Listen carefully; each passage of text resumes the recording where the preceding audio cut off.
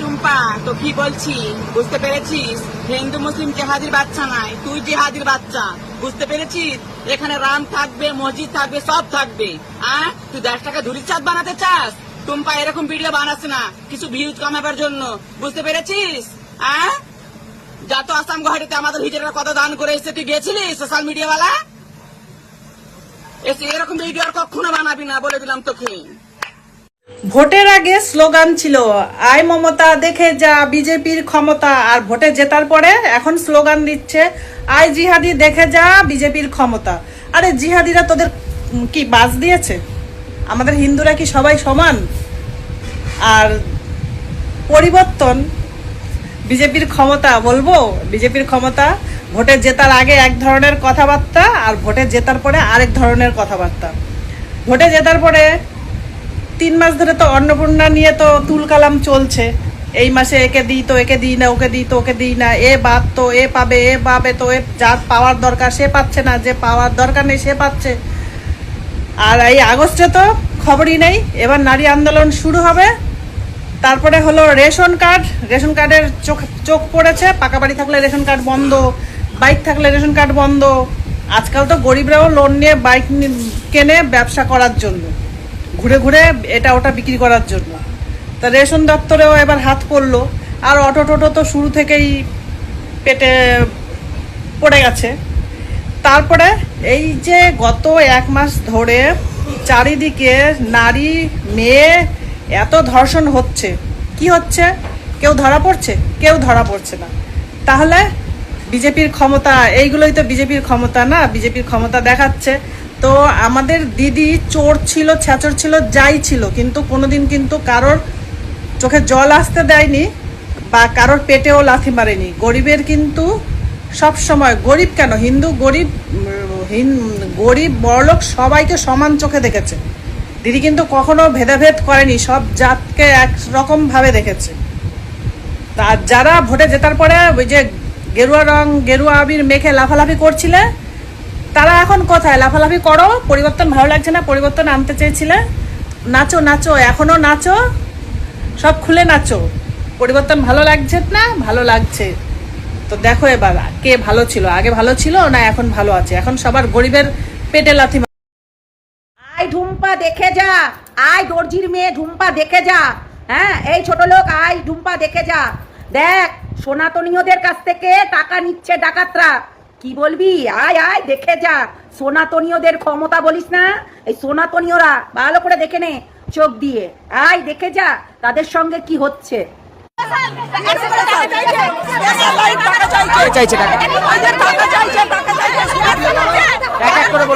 বাবার মন্দির নিয়ে ব্যবসা করছে না? চাইছে কোথায়?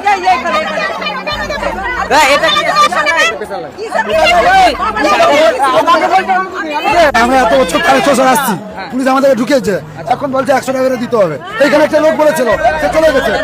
না চলে গেছে। এই গেট দিয়ে কি ঢুকতে দিচ্ছে না নাকি? 100 টাকা না দিলে যারা ঢুকেছে তারা 100 টাকা দিয়ে দিবে। এত বছর তারকেশ্বর আসছি, কোনোদিন এরকম দেখিনি। আজকে এবার দিয়ে 9 বছর, 9 বছর এসে এরকম দেখিনি।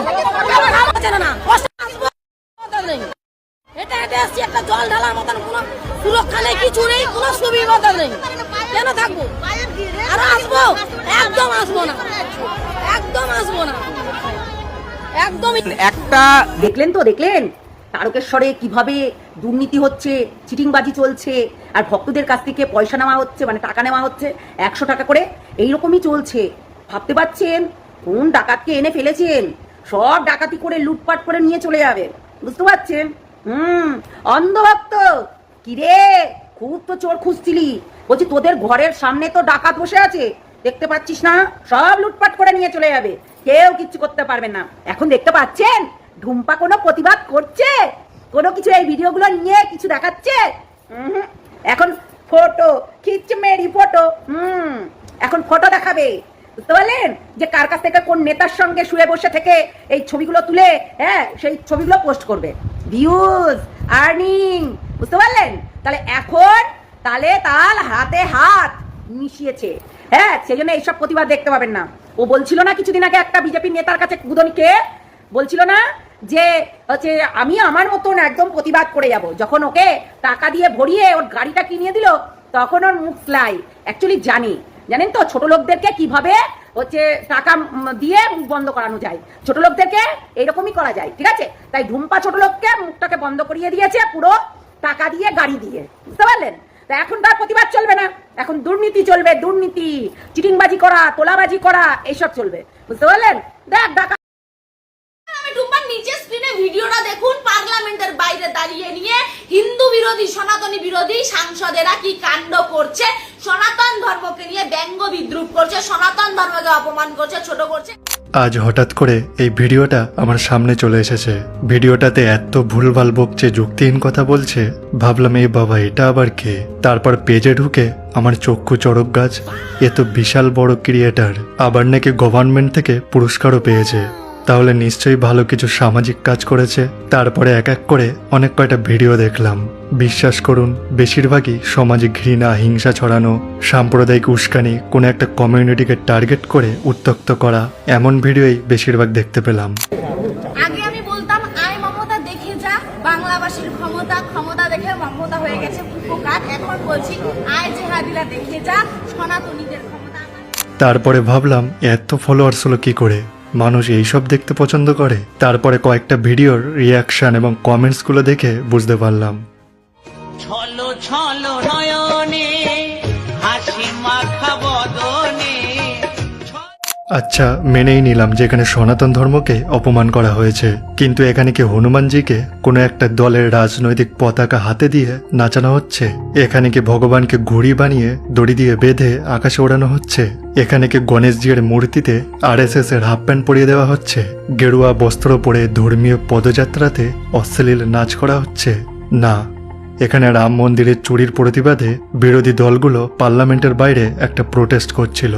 তবে আপনি যদি কোনো রাজনৈতিক দলের অন্ধভক্ত না হন এবং যদি প্রকৃত সনাতনী হন, আর এই ঘটনা যদি আপনার আস্থার উপর আঘাত করে, তাহলে অন্যান্য অসংখ্য ঘটনাগুলো যেগুলো আমি প্রমাণসহ আপনাদের সামনে তুলে ধরলাম, এগুলো কি ধর্মের অপমান নয়?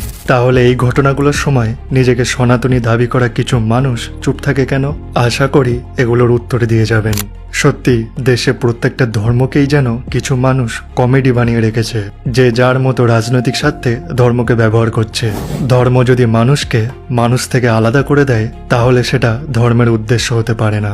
মতের অমিল থাকতেই পারে, কিন্তু ঘৃণা, বিদ্বেষ, হিংসা কখনোই কোনো ধর্মের শিক্ষা নয়।